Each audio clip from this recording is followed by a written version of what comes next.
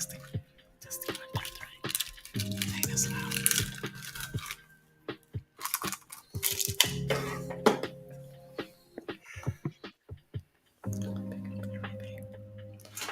Welcome. We do it for the culture radio where our stories matter. Hello. I am your host, your boy lover Calvin All. And I'm Mahogany Rose. And this is We do it for the culture radio, and we got another fantastic show lined up for you guys today. As usual, here we do it for the culture video. We try to give you stories and topics that make you say, make you think. Stories that directly or indirectly affect the black community that some people just don't want to talk about. But we don't care about it. We're going to put it out there straight, no chaser, because we don't care what the people think. And today, we have another subject that typically gets ignored, especially when it comes to the black community. Our single black fathers typically don't get the credit that they deserve. Absolutely. They are greatly underappreciated, and a lot of times don't get the accolades or the attention that they deserve. But we're gonna be doing some of that today here on We Do It for the Culture Radio, because this is what we do. And before we get started, we want to make a quick introduction to one of our guests right now, Miss Mahogany Rose. Introduce one of our guests real quick. All right. Today on our show, we have Michael D. Williams, known as Michael Darnell, the comedian and actor. Let's welcome him to our show. Yes, Michael Darnell, comedian, actor, but we can't leave out the most important part about what he does, is he is a big community leader. Okay, big absolutely. Community leader. This guy is huge in the community. He's always giving, whether it be his time and even monetary, because he gives a lot out of his own pockets as well. He doesn't get the credit, I believe. I was saying to somebody recently, I said, when are we going to recognize Mike for what he does in the community? When are we going to give him his roses? When are we going to have something, a platform where we can make sure that we let people know what this guy is doing? Because a lot of times we see on Black History Month, you're always on the giving end, never on the receiving end. So I'm like, when are we finally gonna give this guy his flowers? When is somebody gonna be like, okay, we gotta make sure the next time we do something, whether it be Black History, whatever, that we recognize Michael D. Williams. And if it ain't gonna happen soon, Mike, I'm gonna take the initiative to do it. I know that's right. I promise. Well, you guys already giving me my flowers by having me on. I mean, I just wish I would have gave me a purple fleece so I could have been in the, so I could have been matching with you guys. But it's all right though. But I appreciate you having me. I'm excited to be here.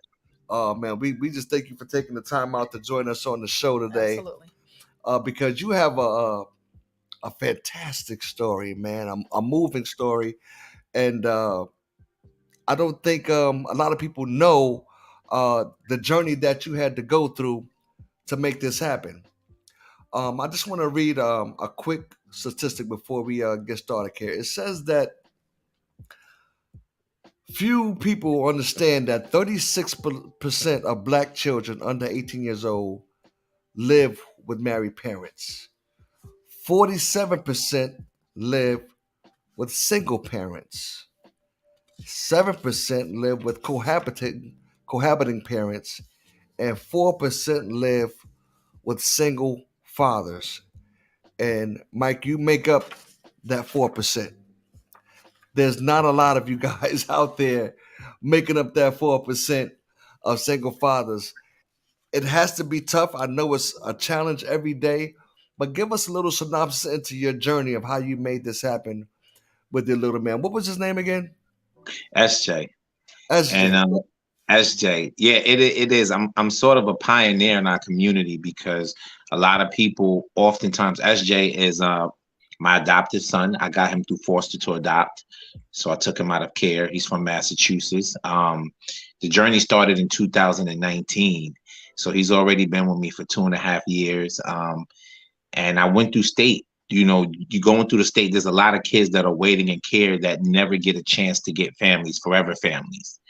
They be in the system. They bounce around from here to there. But I work with an organization called You Gotta Believe, YGB, which is a New York-based organization that believes that every child, before they leave care, should have a family connection. You should have a forever family. And I was blessed to work with them. They've been amazing. And when I was going through this journey, I looked around and there was nobody that was like me. There were a lot of other couples, a lot of other, and I'm a single Black man that just happens to be gay. And so I thought there was no way this was ever going to happen. You know what I'm saying? I was like, they ain't going to give me a child, but that's not true. And because of that, I've been rewarded real differently. I've been respected for it. And it's a little uncommon in our, you know how it is, Calvin and Mahogany. It's a little uncommon in our community because we'll take in our family members, our grandparents will take us in. But how many people do you really know that goes through the adoption process and actually gets a child out of foster care that's not biologically, related to them? So it's been amazing. I'm happy that I chose to do it single because you get to make a lot of decisions, about, if you want a girl or a boy, the age and everything. I got to do it my way. But being a single father is tough at times. I mean, there's times I can't even go to the bathroom and he always wants. And I'm like, damn, I can't wipe my ass and you keep calling me. So it's a little difficult, but that's our journey. That he's from Massachusetts and I went through and I did it. I'm proud of myself. I set my mind to something. I said I was going to become a dad and I did it. Now, there's two different ways to go about this, right? So you have one, which is the foster parent, and then you have the adopted. What's kind of like the difference between the two? So my situation, what we call foster to adopt, is that the states and the law says that before you can adopt a child, you at least need to have them in your care for 6 months. So typically with foster parents, they just there until you are reunited with your family or till you find a forever home. I knew that I wanted to adopt and I was going to be his forever dad. His biological dad died when he was about like 4. So, he was like, dabbling in drugs and like just burnt himself up. They had to like identify him through teeth. That's the only way they could tell that this man was who he was. So, I knew that I was going to take him and I was going to give him his forever home. So that's the addition. Adoption is forever. Foster is temporarily. Okay, so foster temporarily. Okay, so I've talked to people who fostered before, Mike. So I got to be honest with you. I'm going to tell you like this. I've always felt like, if I got to do this, I got to get paid to do this. Because it's work. It's work, Mike. Doing it your way, you don't get no paycheck, do you? They pay you, but it's not enough. Okay, because I know the people that I took to that foster, I'm like, yo, you know what I mean? Okay, first of all, you got to do this for the right reasons. You know what I mean? Yeah. And I know some people who foster who do it for the wrong reasons. Yeah, financial gain. Yeah, they're just doing it for the check. You know what I'm saying? Yeah. And you can usually tell with those kids because they usually don't stay or that's how they usually get bounced around in the system. So that's what it means when the kids is like, you hear somebody say like, I lived in like 10 different homes or 3 different group homes. And you're like, what the hell happened there? But typically that's it. When you do it for the check, you can't, it never won't last.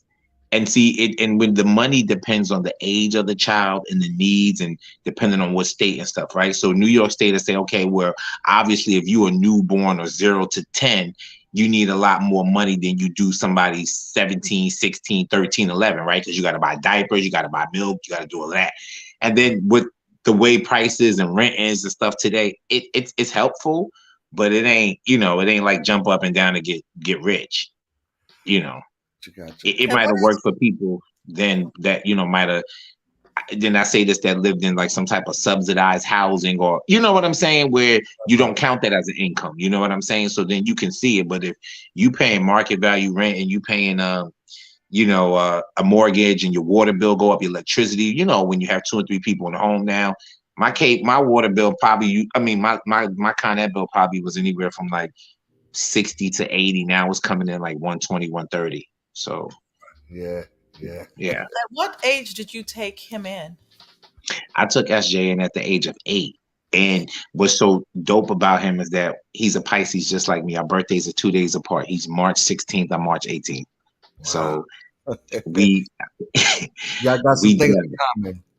We got a lot of things in common. And you would think, and just he's so impressionable at that age, and just being around me, he's already developing my lingo, my talk, my this, and you know, the things he say is really crazy. You'd be like, yo, that came out of a 10-year-old mouth. I'm like, dang, he must be listening to me. Yeah. You know, they way more advanced than we were. You know what I mean? As far as their thinking process and everything. I'm like, you sometimes you listen to now, I'm like, man, it's like, have you been here before?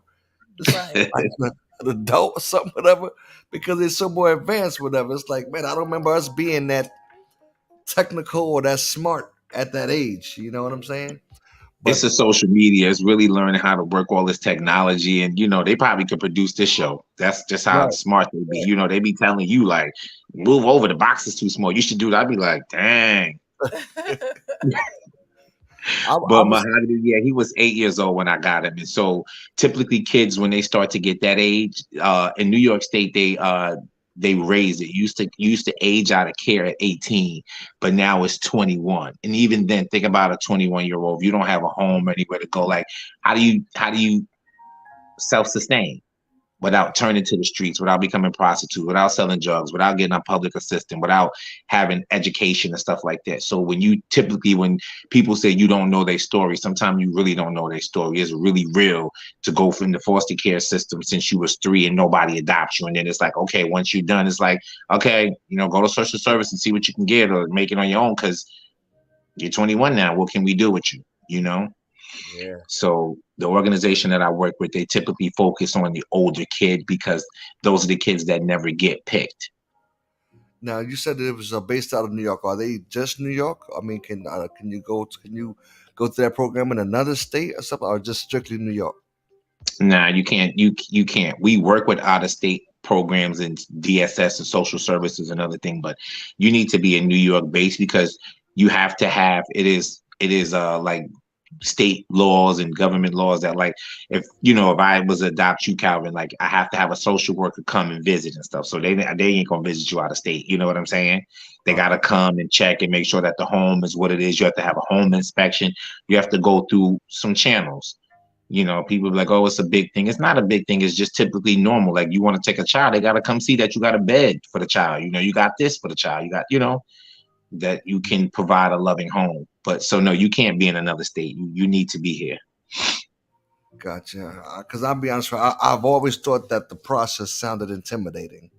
Because me myself, I've always said, you know what, because of my situation with getting paralyzed at 18 years old, and then at 18 years old, it took me another 10 years just to feel like I was healthy enough to start being productive with my life and start doing something. You know what I mean? I start working, and because I spent so much time in hospitals for the first 10 years of being paralyzed that I was like, okay, you know what I mean?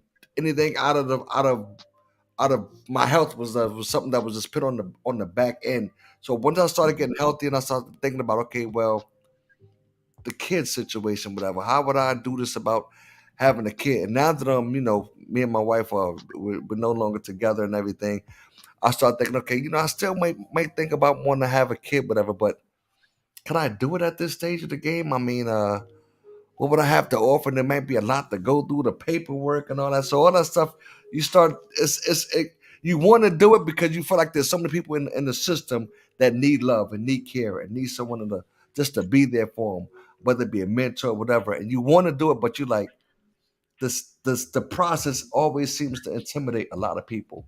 You know what I'm saying? It can feel that way, but let's unpack a little bit right here, right? So you get up in age and stuff like that. So you would be prime candidate to take an older kid. Your situation may not qualify for you to be running around chasing an 8, 9-year-old, but there's some child that's 17, 18, 21 that need a forever family. And even if you're not called dad and you're just uncle, you're just my caretaker, you're my step, you will still get that parent-like feeling. And there's company in the house. It is, you still join that club as a dad, as a caregiver. So it's never too late, long as you can, physically do the things that you need to do for your child. So I think, you can do that. And also, it's kind of one of those rules, right? I love when Iyanla Vanzant says, like, whatever your goal is or something you want, you're here, right? But if you say like saying you want the perfect partner, right? But you like, I need to lose weight. I need to do this. And before you know, you're further away from your goal. So the best thing is just to do it. It's really not intimidating. There's just, you know, you know how we get. It's like going to college. You got to fill out paperwork. They got to see your social security card. They got to see this. They got, black people be acting a little funny, like we holding on to millions of shit. Why they got to see my bank statement? They're like, we know it's negative, but it's all right. So, we know it's only 1550 in there, but they got to see it. We get too caught up in that, and it's just general stuff. Social Security, bank, they want to see that you have a lease and that you're not being jeopardized or being put out. You know what I'm saying? Because why would I give you a child if you're going to be evicted? So it's everyday general stuff that you can provide. Gotcha. Did you have anything? Yeah. Oh, I was just gonna say I get it, because especially when it comes to visiting the homes, because you don't want to place a child in a home and there's all kinds of crazy stuff going on. They're trying to prevent that. Not only that, And the they could have been neighborhood. pulled out of a home that was terrible just to put them in another one that's even worse. So I get it. Exactly. Yeah, a lot of them are or have faced a lot of trauma. Yeah. And so you're there to unpack the layers, and they feel that realness, because some kids could come in your house and still act up, and they just do that to see if you're gonna, like, are you gonna get rid of me next and all that. And that's not who they really want to be, or who they really are. In the case of my son, he came from a group home in Massachusetts where he was on a unit with like 14 other boys.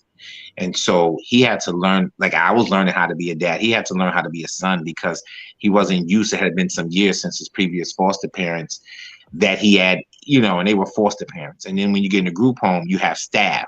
So you don't respect them the same as you respect parents. You know what I'm saying? So there was a lot of foul language going on, a lot of this. And when you're on a unit with 14 other boys, I mean, this one could be in there because he was sexually touched. This one could be because it was physical abuse. This could be some neglect. There's all different types of reasons why these kids are just sitting in all this wahala. So, Do they give you all that information though when you're doing the vetting process for of the kid that you want? I mean, yeah, they do. You do. You have Yeah, they give you these meetings, and a lot of time what's funny about it is, they'll give you a story. It's like, that's who that boy was when he was 4 or 5 coming into care. That's not who this person is at 8 years old. So that paperwork and stuff tends to follow you, but that's not who you are. You might have been obnoxious or rude until you had to, you carrying all that with you. Imagine in the middle of the day after school or something, you at school and somebody just come pick you up and be like, you can't go home. You don't understand. So you acting out, you doing all these things because you like, all of a sudden 1 minute I was with my family and now next I'm in a group home in the dark, or I'm staying with some people I don't even know. You know how traumatizing and traumatic that is for somebody just to come pull you out and take you and have you living with some people you don't know. You like, I'm in a complete stranger's house. So when you say he wets the bed or he do this, I'm pretty sure you would too. You know what I'm saying? So a lot of those things that's in their paperwork and in their files is just stuff from previous years. It's not necessarily the child that you're actually meeting at that time. Did it take your son a while to adjust when you brought him home? Yeah. I remember we would go to the park with family and stuff like that. And, the adults would sit on the bench and we watching the kids play. And he would always come over because I'm Poppy. He was like, hi, Poppy, how this? I'm like, SJ, go play. And so the organization, what I'm with, they give me a lifetime of support. Like right now, he's adopted. So I don't have to engage with them at all, but I choose to. And I became an ambassador for the organization. But he would be playing like right by us and stuff, or he would go outside and play. And 10 minutes later, he's like, Poppy, and I'm like, what? I'm just checking in. And they said that was the abandonment. He was checking to see if I was there. So just something as simple as like going outside to play every 10 minutes, he was checking in because that was that traumatic experience. Like, did you leave me? Are you still here? Like, where are you? So the adjustment period took some time. Yeah. Gotcha. Just give us a second, Michael Darnell. We just want to add another guest to the show and just try to see how your stories kind of have come together and match a little bit, whatever. Welcome to the show, my man, Mr. Brian Jock, entrepreneur. He's also had a unique journey himself. Mr. Jock, how you doing today, sir? Hello. Thank you for joining us. What's up, beloved? What's up? Now your story is a little bit I know you dealt with the system, but not necessarily the same system that Michael had to deal with. Your system that you did was mostly the court system type of situation that you had to go through. Yeah, ultimately, that was something that just actually happened recently. Okay, so give us a little bit about your journey into fatherhood and how you got custody of your children, because you got like 15 of them, right? Indeed, indeed. He got that Nick Cannon going on. What up, B. Josh? Yes, he does. Peace, man. How you doing, Mike? Peace, God. So, Yes. so back, many years ago, me and my wife was going through some things. We split up first, and that's the first time I took on the duties on my own. And but I wasn't really in a good predicament, so I was really just trying to do the best I can. Mainly sacrifices, constant sacrifices, putting the girls first and putting everything that was of their needs first consistently, to a point where it was just normal. We did get back together and we did end up, still separating. But ultimately the court system never came into play until she put it into play, just like maybe 2 years ago. And, of course it went in my favor because I already had them. And, Okay. everything was lined up with their school and they was already with me, Was there something that happened between the kids and their mother that ultimately led to you getting custody? Or because a lot of times Yeah. they don't usually give custody to the father just like that, not in the court system, whatever. So usually that you have to go through something. Something usually has to happen for the Overwhelmed. I overwhelmed I had the girls in dance schools and gymnastic schools and programs, and I was consistent. When they was with me, they never missed a day of school. They was constantly involved with different things, and the court is not going to look or frown upon these things. They're gonna look and they're gonna recognize, these things. And also, she was a little bit inconsistent and a little unstable on her part. If she wasn't, I would have done my best to make sure that everything was, like on an even plateau. It just so happens that was the situation. You know what I mean? Gotcha. Yeah. And down south, I'm down south now. It ain't like New York. New York act like the man don't even exist. Like there is no rights. And I didn't even know I had rights. So, how did you find out that you had her? I mean, what made you decide? You know what? I'm going to take the initiative to go. And I didn't. I never left them. I was always involved, and because my situation evolved, of course they evolved with me. But I never made a conscious decision to just say, come on in. It was all fate, and I just responded. You know what I'm saying, Mikey? What's going on? And you know what I think is so cool about your situation. You said something really good. You said that that you didn't even know you had rights. I say the same thing. I think people think that like when that fathers don't have no rights. I'm like, the court didn't grant them no more custody, than you do, That's right. and it's good when you can provide a stable home. That can happen, right? Because a lot of time we see a lot of guys, they be like pillow couch, surfing and couch surfing and all types of things. So Yeah, that's cool, man. I be watching you on Facebook. You doing your thing. I'm definitely always, watching you do exactly what you do. peace, man. Appreciate it. Yeah, you went out for a second, brother. Yeah, I know. We had a little something over it, but we back. I got a question for Mike real quick. What's been your biggest challenge so far? Because I know sometimes it's different when you got girls and boys, but you got a young, growing boy. What's the biggest challenge with him? The biggest challenge, you know what? You just want to make sure, because he is a young king. He's a young black king, and I just want to make sure that you got to be careful not to give your kids your anxiety, right? Because we can give our kids anxiety because we want them to be like this, and and I want him to be somewhat of a good person that I am, but I want to see him just be who he is. So I guess that's like the challenge, is to make sure that he's a leader and not a follower. And that I always tell him, can't nobody tell your story better than you can tell it. So that's the biggest challenge, is making sure that he's getting all these things. He's 10, and next year he goes to the middle school. And we know what that do. We know what that peer pressure and all that stuff look like. You walking home, and next thing you know, it's probably stealing from the store, doing this, hanging out. I mean, I already hear him on Fortnite. His swag don't pick up. Now they're in there, no cap and no this, and I'm like, Lord, please just make sure that he is, a good individual. Man, So that's my challenge, is just making sure that, he's loved and know what God gave. but he's also at an age where he knows he's adopted. Now, how does he feel about telling other kids that he's adopted? Because sometimes that's a stigma. A lot of kids don't want other kids to know that they're adopted because they feel like they may be, less loved or something like that. Is he comfortable with that? Yeah, he is, and I make him as comfortable as I said before. I always tell him, can't nobody tell your story like you can. We had a situation where he went to camp one time, and he said he was mad at another cousin because the cousin told the kids in the cafeteria that he was not his real cousin because he was adopted, and it hurt his feelings. I said, well, I understand that hurt your feelings, but isn't that the truth? He said, yeah. I said, what did I tell you? Can't nobody tell my story like me. I said, okay, you know that, this, you are. And I make him be an advocate when I'm speaking and I'm going out and I'm doing things for the organization. He's right there too. I say, you're helping other kids, whether we're raising money for other kids in care. So I just tell him to lean into it. You're adopted, but so what? Everybody got a story.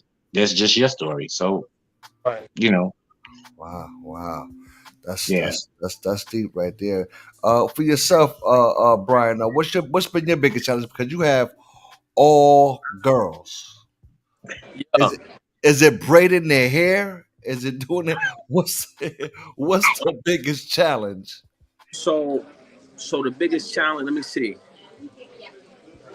Tampons. I stay like I'm so on one that I just be like, I be on 100 miles per hour so frequently that I don't even know how to get off. It be challenges in all areas, from hair to, but my biggest focus is structure on the processes. So if one thing can't get done one way, we got to find another way to do it, or create some type of a methodology. You know what I'm saying? In order to create a way to do it. I got a woman who has never braided hair, who now is a braidologist. So these things help. You know what I'm saying?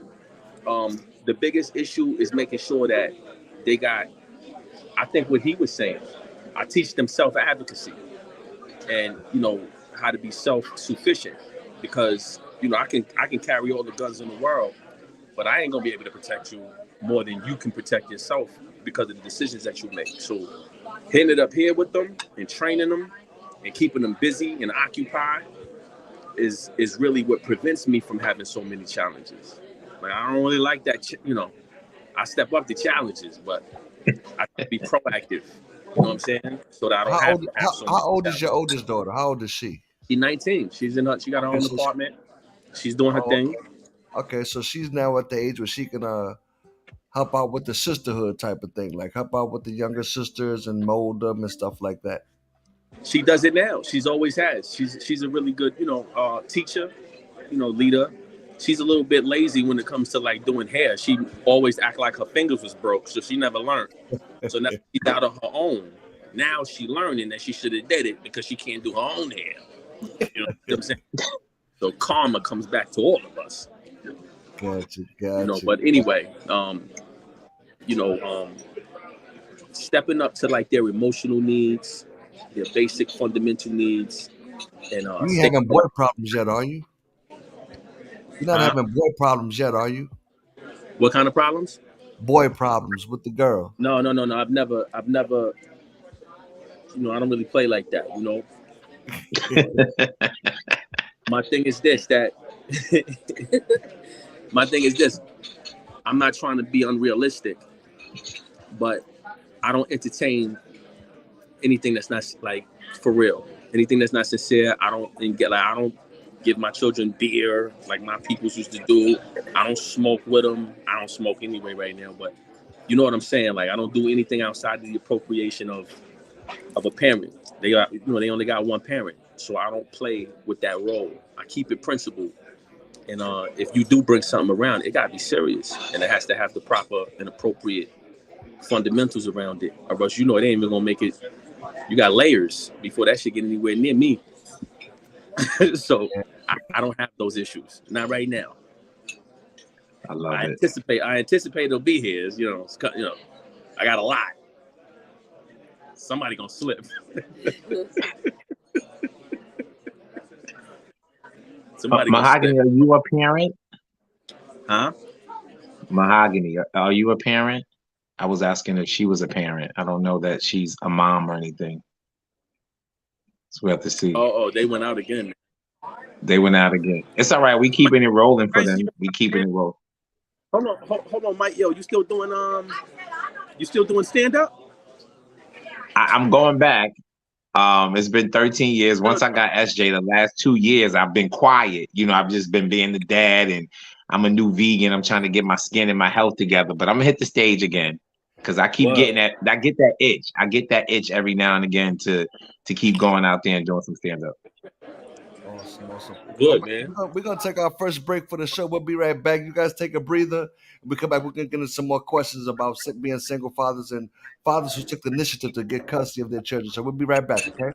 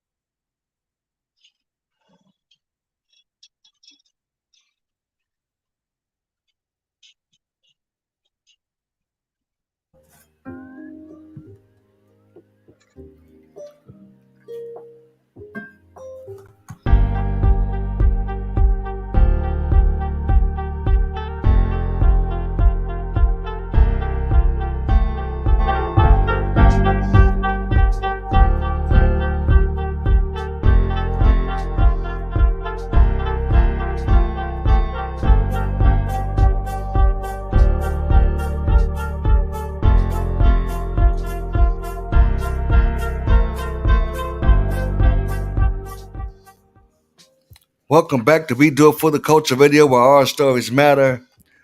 We've been talking about single fathers today, fathers who took the initiative to get custody of their children. And we have the magnificent Mr. Michael Darnell with us today. Tell us a little bit of story about his experience and the journey that he went through fatherhood. And Mike, when you tell me that you have a young man, the age that you have, now did you choose to get it at him at that age? Was that your choice that I wanted him at a certain age? Oh yeah, I was not trying to have goldfish and Cheerios in the back of the car or anything like that. I was not trying to pack no baby bag. It was I needed somebody, Cal, I be doing too many things and I needed somebody that could hit the ground running. So it was always a plan to get him at least 6 and up. I was not trying to, there was no Pampers, there was no pull-up training, nothing I wanted to do. I was like, nah, hell no, I need somebody that can speak up and say something. So 8 was a good age. Okay, so Yeah. now I mean, I guess you kind of lucked out too because he's still at that age where he's not really like going through adolescence, like right. He's not starting to get those type of curious Not questions really yet, having right? an opinion yet. No, but he damn sure got a mouth on him though. He's a smart ass. When I be one of. But no. He's still a kid, and I still get to go see him in band, and you know how it is. You could get in the concert. I get to go to the school and cheer, and he just was on the flag football team, so I get to have all of those moments. And they say you get to have it with a lot of the older kids because they miss those moments. Like, I was talking to a family the other day, and one of the girls said she's been to a carnival, but she's never played the games at a carnival because it was no money to do that. Whether the group home took you out or whatever it is, or foster parent, they took you to the carnival. You rode the rides, and that was it. Ain't nobody paying for you to go over there shooting up hoops and knock some cans down. So you get a lot of firsts. But it was something in me because the job that I do full time, working with the youth and everybody in the community. I was like, it just feels like having another niece or somebody like that, or working with my teen population. But getting him at 8 years old was perfect. It was like, okay, I feel like dad. I feel like Poppy. He still needs me. So teaching him how to shower, how to wash his hair, how to clip his toenails, and things of that nature is amazing. That's got to give you a lot of gratification doing those type of things. Does he ask questions about his background? He does. And I give him just as much as he can handle at the time, Mahogany. And I never shied away. He had some biological grandparents and family that lived in Maine, and I'm in New York. That was an 8-hour drive. I took him up there to visit. I took him up there to see mom, who he hasn't seen in a while. And that's a good question because a lot of people think when you adopt a child, it's like, well, what happens if the family still wants to be involved? I say let them be involved because it's okay for kids to have 2 moms, 2 dads, bonus parents, step parents, whatever it is. You need that tribe.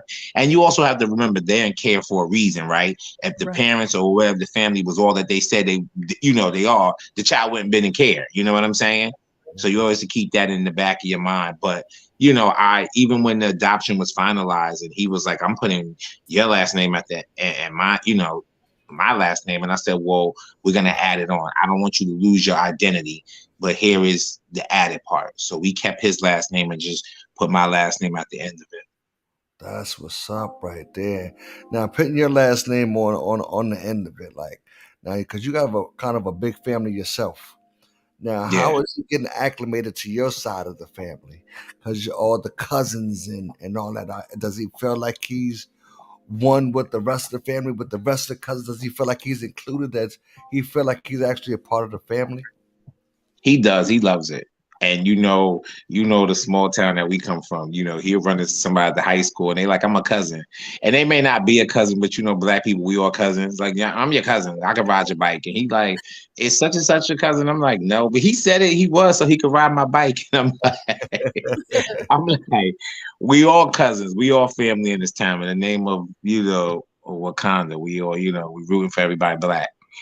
But, he's around there with the aunts and everybody. He getting cussed out like the rest of them. That's what's up. That's what's up. Go sit down, SJ. Exactly. That's how grandma, when he be at Grandma Pat house, I'd be like, you want to go over there? No, I'm not going over there today. She upset. She yelled too much. I'll be like, all right. Now, were you scared? Were you intimidated at all? I mean, did you seek advice from anybody? Did you go to maybe perhaps your father or uncle or somebody and say, well, you know, help me, tell me what I should expect? Or did you seek out advice from anybody when it came time to do this? No, because I didn't know no one who had done it. And when I shared and put it out there on social media that I had, it wasn't until other people began to say, like, I took in such and such, or I did such and such, but there was nobody to go to. And unfortunately, a lot of the men in my family don't know how to parent because of that pathology. Their fathers wasn't the best. You know what I'm saying? So really, there's never no one to turn to. I'm always a lot first with a lot of things. When I wanted to get into acting and stuff, there was nobody that I knew that was doing it. When I set out to do the comedy thing, there was nobody I knew that was doing it. So when I went to do the adoption thing, there was nobody that I knew who was doing it. When, I would never say that I was ever in the closet, but just coming out and being part of the LGBTQ and on and so forth population, there was never nobody. You probably saw an older person, or if they did, they were, more queer, more feminine. It was just never nobody who kind of fit the mold like I did to turn to. So no, just never nobody. With you being in the LGBT community, did you catch any flack for it though? Because did you feel like anybody was like, okay, you're not in a position to be doing this. You're gonna tarnish the kid, or you're gonna, you know what I mean? Did you face any type of backlash at all? No. My process and everything was really smooth. And again, like I said, I didn't see nobody like me. I saw other guys and they were married to white men or this, and that's fine. But I was like, yo, I'm urban, I'm hip hop. I fell in love with hip hop when Mary and Puffy hit the scene. Like, I two-step. This is what I do. We throw our hands to the music. You know what it is. And it was just nobody that looked like me. And everywhere I go, people like, just that surprise when they like, wait, you're dead. I'm like, yeah, I did it. So no, there was nobody. Everybody was really supportive. And I have to say my community was real supportive. I had people from the NAACP, from different Rotary clubs, people who are, what do you call it? Those people in your community, different elective officials and stuff that wanted to write letters on my behalf and everything. So no, I didn't catch any flag. If anything, is I really have a tribe. I can say that. It's beautiful. That's what's up. What grade is he in? He's in 5th grade. He's over at Edison doing his thing.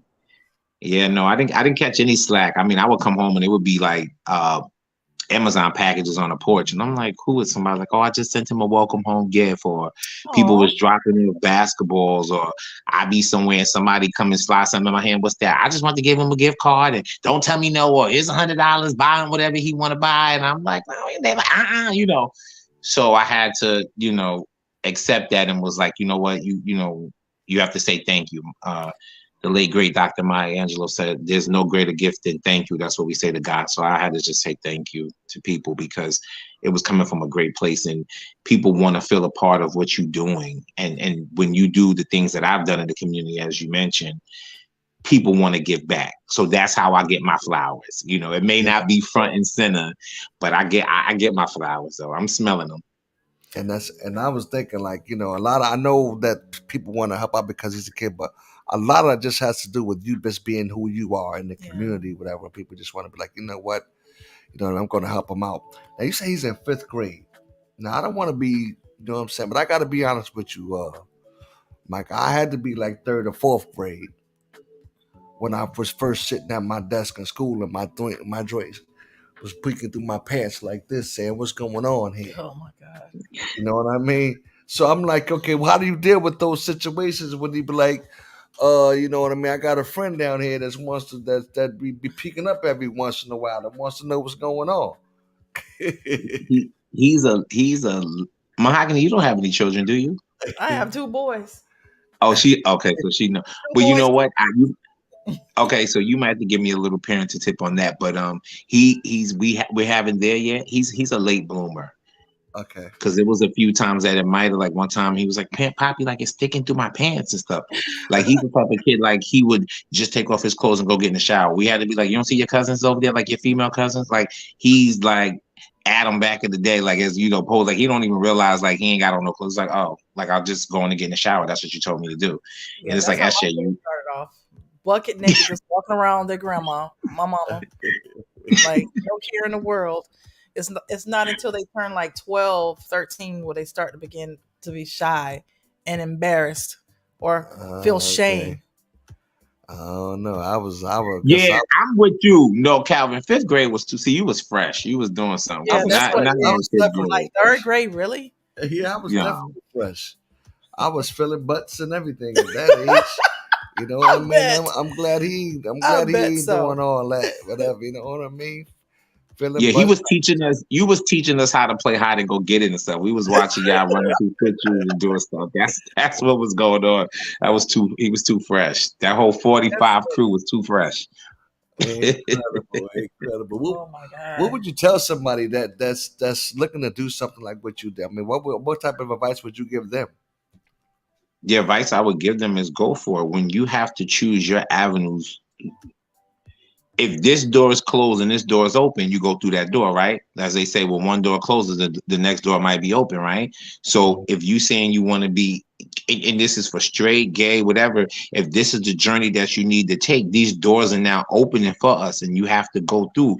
There's people like myself that are clearing these paths so other people, you know, ushering and breaking down doors so now you can come through the door. You know what I'm saying? So I would say do it if that's your journey. I mean, because there's international adoption, there's private adoptions, and all those things cost a lot of money. Surrogacy, those programs run $200,000. I'm like, if I'm gonna spend $200,000 on K, it might as well be on my beautiful house or something, you know, or we don't have that type of money laying around. So I would tell people if you need to go and do through social service or through an adoption agency, like do it. Okay, but when they decide to do it though, like if I decided to do it, is there certain things like you said? There's certain things you got to do to your home. Are they looking at your bank account? Do they want to know how much money you got in your account? Do they want to know how long you've been at your job? All these things are factors, right? To some degree, they just want to see that you can be able to, maintain. That's it. You think me as a paraplegic, you think they would allow me to do it as a paraplegic? I think so. Yeah. That's not a deal breaker. Okay. They looking, people like you are the voice of this new generation of breaking down these laws and barriers, because there's all these kids out here, and it was, one time, they were never giving it to two men, two females, two nothing, gay people, period. And now they're throwing these kids to their arm and they're saying that they are contenders. Some of them are graduating and becoming things at a higher rate than they are than in regular straight relationships, or stuff like that. Like, it's just getting them out of care. If you can provide that love and stability for them, then you'll be the perfect person. You can still move your hands, you can still talk, you can still move. So yeah, if you were bedridden or something, it might be a different story because you can't move and check on them the right way. But you're mobile. And does SJ have any type of trauma at all? Does he have anything that, like, I know when I was younger, whatever, I had all kind of titles on me. I was hyperactive. I had what's called ADH, whatever, you know what I mean? I was going through all that. Now, because of everything that he's going through, whatever, does he ever have any type of thing that hinders him from his learning or anything like that? Or well, he does. He learns. Well, he has. He was behind, and when you're in the foster care system, you're behind. And I think the first 3 years that I read, he was like nonverbal. He had lead paint poison, things of that nature. There was a lot of neglect on his end.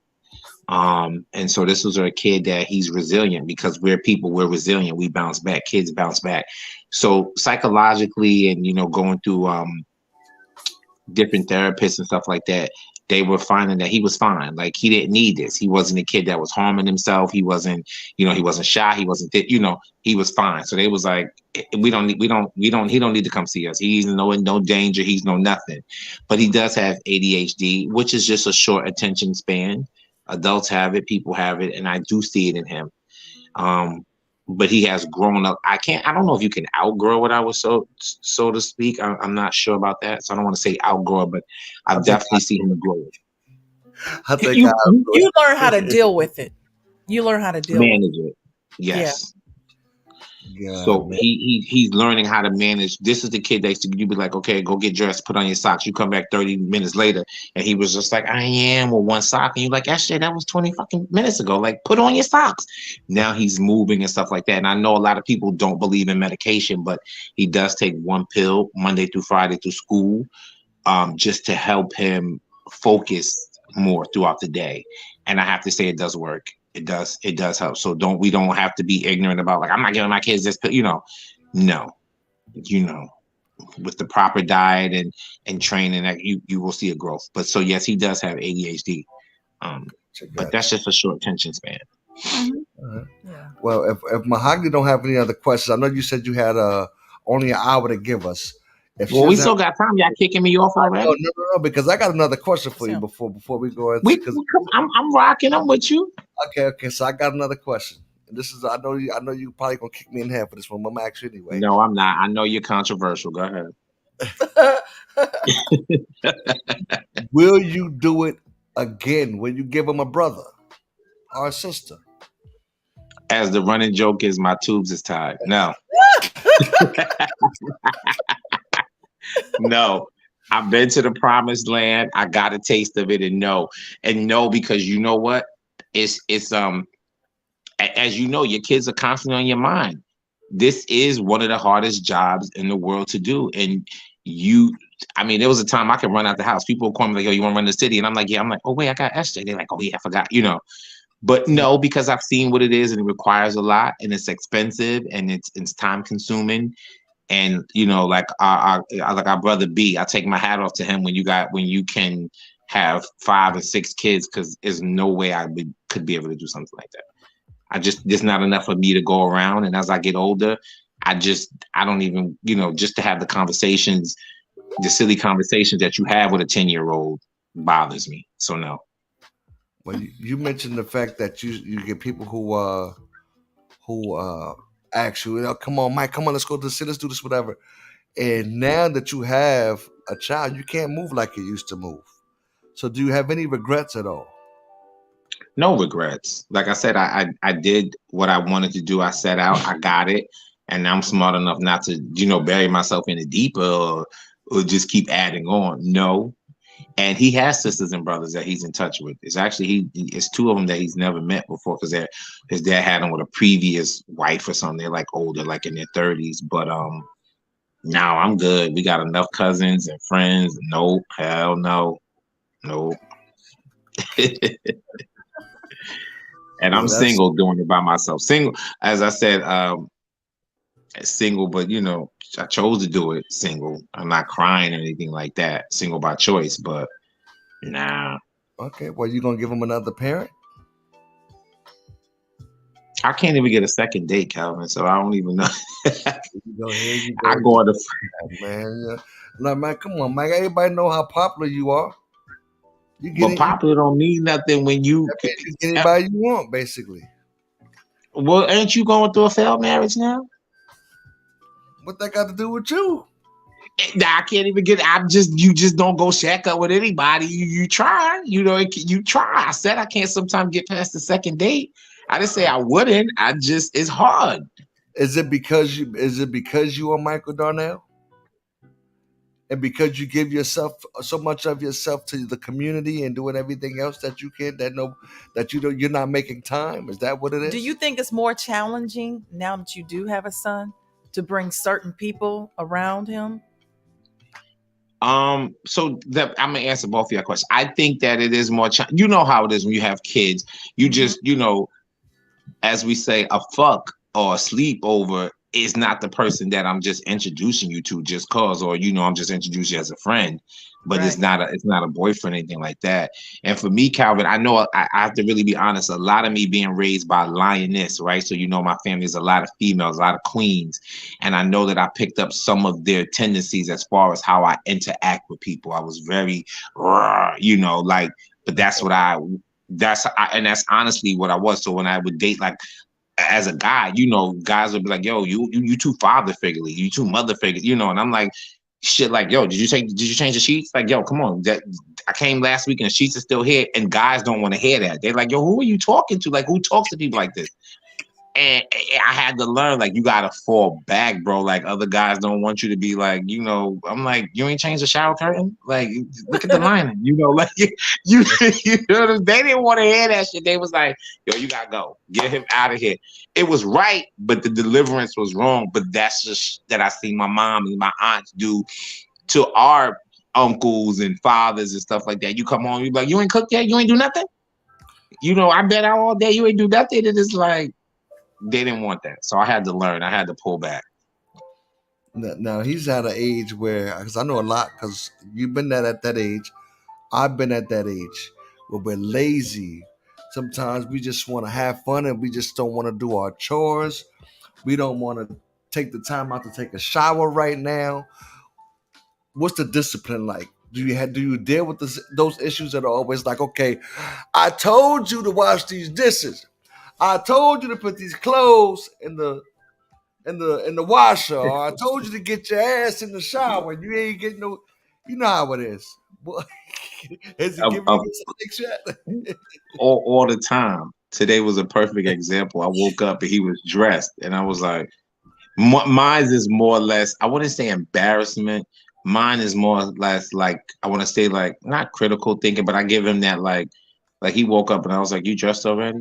You ain't wash your ass? Mm. And he look at it, and then he like, okay, I need to go wash my, and not that he's thinking of nothing. I'd be like, I have to remind him, like, you took a shower on Sunday and Monday. It's now Wednesday morning. You're not gonna go shower? And he's like, oh yeah, I need to go shower. That type thing. So I always just hit him with them shoes is untied.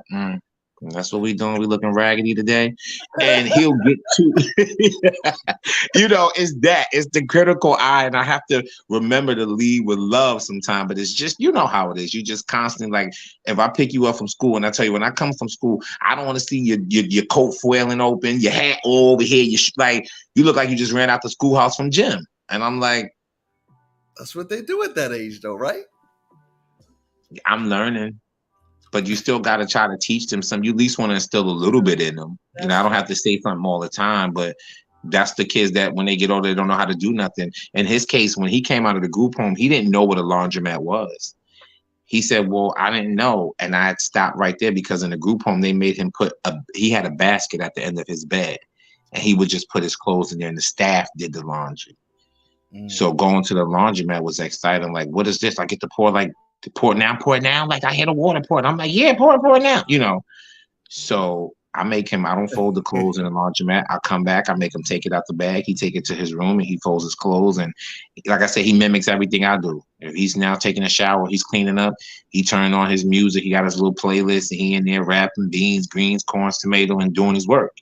So yeah, he gives it to me. So you're teaching them responsibility at a young age. Yeah, you got to. It's important. The same way your mom was doing with you. You got to do certain things. I don't let him mess around with the dishes yet. He's up to, like, he's messing with the toaster oven, the microwave. He cooks hot dogs on his own now. He's telling me he wants me to teach him how to make an egg. And I'm looking at him like I'm trying to get rid of these eggs in the house because, we vegan. So I'm vegan. So I'm trying to, like, I'm looking at him with the side eye like, don't eat that. But yeah, no, I give him what he can handle. He likes to take out his chore is the recycling. Okay. Even the garbage sometimes, but he just got hit that on our floor there's a recycling. I would make him always go downstairs to the garage. And he's like, I discovered that there's like this little chute for garbage. And I'm like, it is, but it's not for the recycling too. So just go all the way down and take everything at one time, But yeah, because the kids, they'll say he took it down. Meanwhile, he don't do all the bottles and everything down the chute too. And I'm like, that's not what that's for.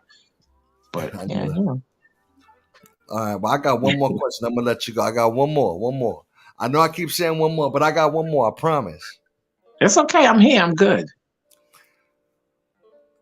As now being a newly Black parent, right? Mm-hmm. In our culture, it's hard sometimes for Black parents to show emotion. It's hard for us to show what's the word I'm looking for when you want to show your feelings or be open to be able to show you, to say I love you and stuff like that. Sometimes we grew up as black kids, we hardly ever hear our parents say I love you, You said it. or Emotion. say good things, whatever, to motivate, because they have this hard exterior that's been passed down from generation to generation. And so when it gets you, they don't know how to show it. And we need to try to break that cycle of not being able to show our kids that we love, not just show it, but to tell them they need to hear it. I mean, how are you as in that sense? Are you able to look them in the eye and say, tell them I love you, to tell them you're doing a good job, and to keep doing? Are you doing those type of things? I am. We when he gets out the car in the morning to go to school, he's like, "All right, Poppy, I love you. Have a good day." I'm like, "All right, I love you, Asher. Continue to try your best."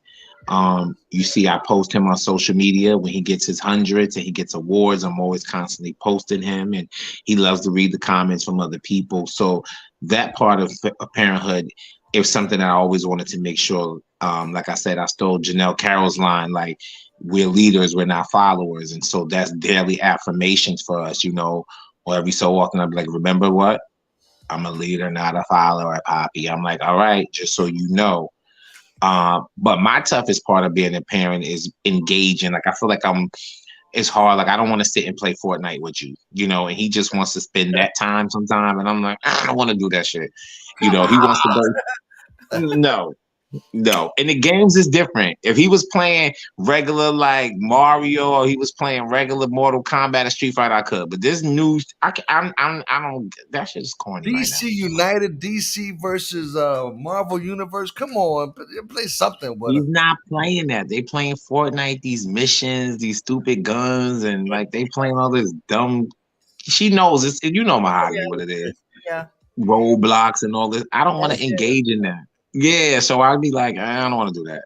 So it's kind of hard because I have to remember, or but then it's like a drug for them. I'm like, yo, SJ, you want to go see Wakanda Black Panther 2 is out? And he's like, I don't want to watch that. That's not for me. And I'm like, not for you.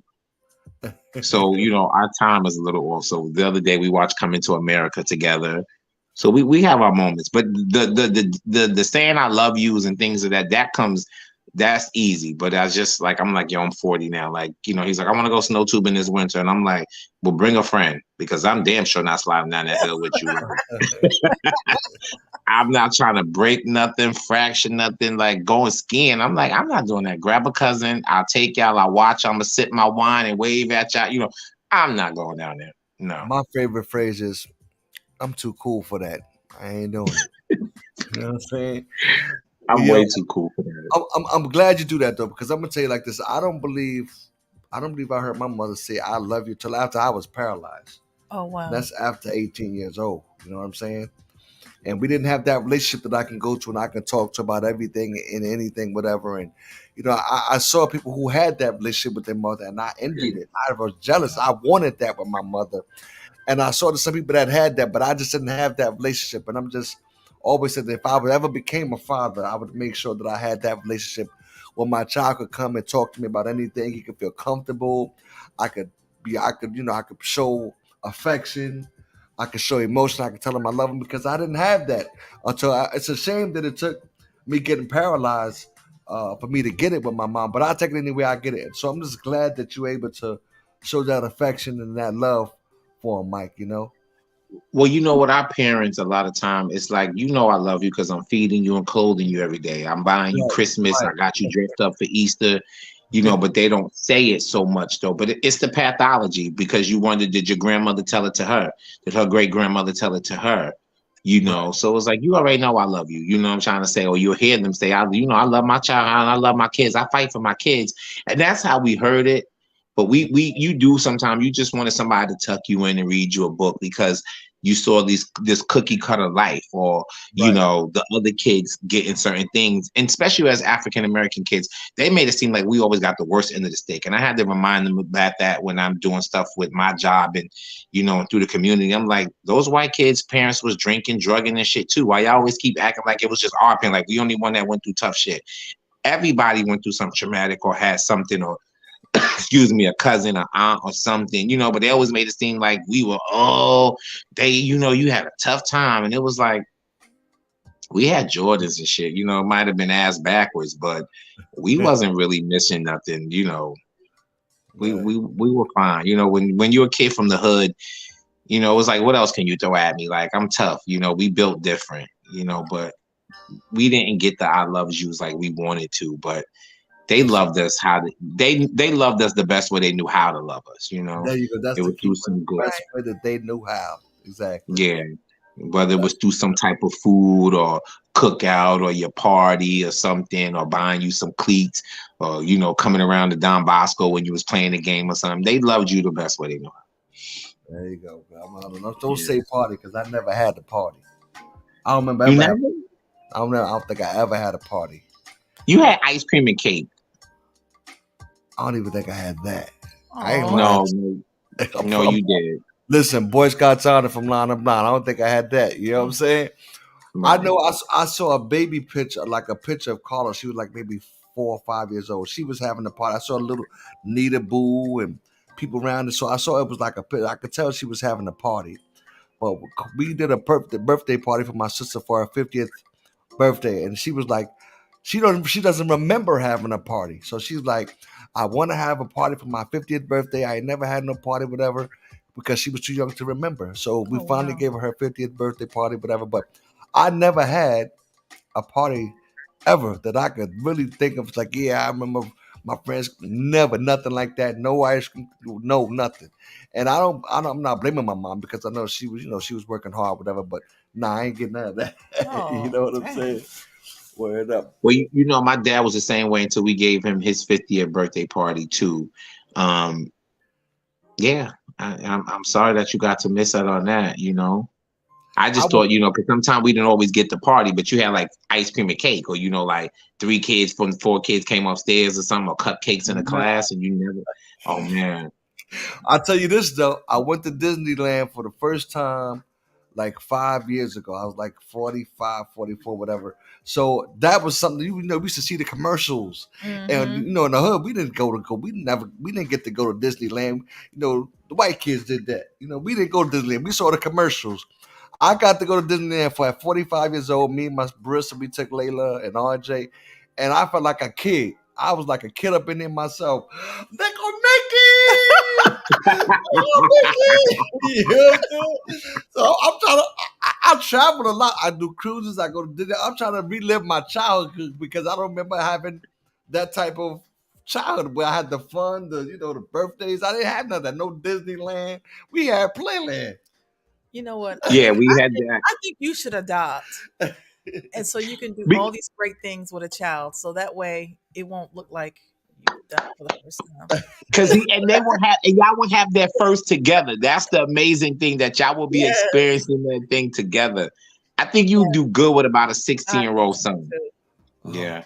I might have to look into it. Yeah. I might have to look into it. Look, he done sat up straight like he was about to walk on that one. Yo, Mike, man, I couldn't think of a better guest. You've been awesome, man. I appreciate you Yes. for giving us your time. Yes, I commend you for what you're doing. What you're doing is so awesome. You are the man. Thank you, sis. Thank you so much. That's Thank y'all. You guys are doing a great job. I got a chance to be on here because this one promised you a lot of stuff, and then you be like, Oh, here you go. I'm listening, man. I've been trying to get a speaking engagement at the YMCA for I don't know how long. I ain't getting no love. See, what do you got to say? Well, I told you when you come here, when you. But I also, you know what?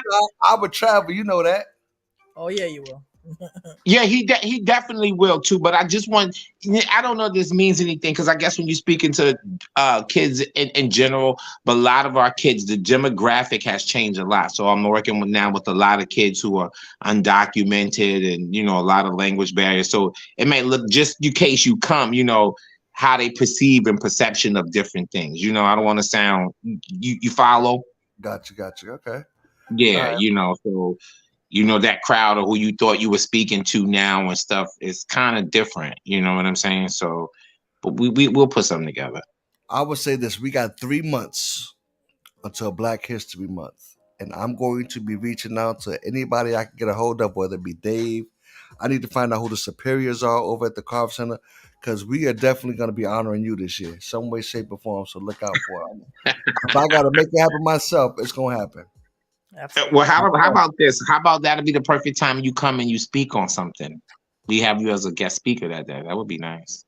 Yeah, we can mix if we could put it all in one. But we definitely gotta, like I said, I know you feel like you get your flowers now, but we gotta give you the whole case of flowers. We gotta give you the whole 2 dozen for sure. Because your I situation is so unique and just beautiful. For sure. thank you. But that's my man, 50 Grand Mike. Thank you again for joining us, man. You've been awesome. For all those listening out there, we do it for the Culture Radio. We thank you for giving us your listening air. Every Wednesday and Sunday from 7 to 9, we do it for the Culture Radio. Tell your mother, tell a friend, tell somebody, and come back again. We do it for the Culture Radio. Mike, we out here. We love you, dude. Thank you so much. I love y'all. Thank you guys. All Next right. time. Peace out, Mike.